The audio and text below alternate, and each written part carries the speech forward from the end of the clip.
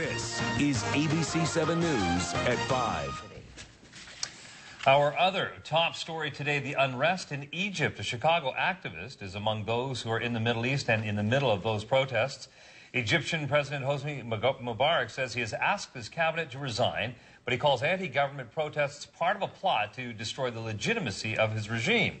Now, there has been chaos in the streets of Cairo, Egypt tonight as tensions escalate between police and demonstrators. The State Department issued a travel advisory and many airlines have suspended flights to Egypt. All these moves come as the Egyptian government seeks to disrupt the protests by cutting off the internet.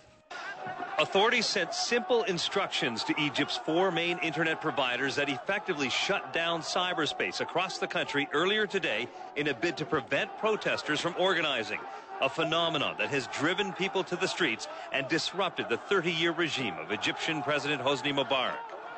This is a corrupt regime! We are saying enough of this regime! Protesters in the capital Cairo, as well as in at least 5 other Egyptian cities, want greater civil rights, better economic opportunities, and perhaps most importantly, an end to skyrocketing food prices.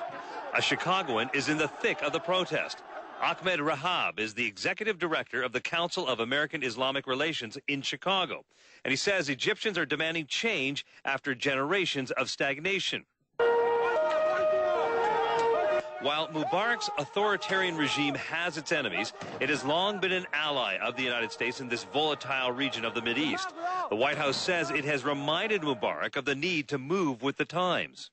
We are deeply concerned about the images and the events that we see in Egypt today.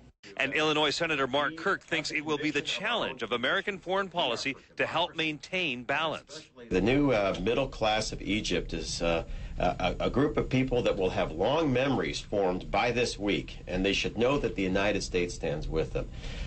In Chicago, Egyptian Americans are watching what is happening back home. The president of Egypt he's a great man, but he's been there for a long time. I think he should just give chance to somebody else, take care of business. The most beautiful country on earth, I will say, but people are starving. People don't know what to do. They're fighting just for their life.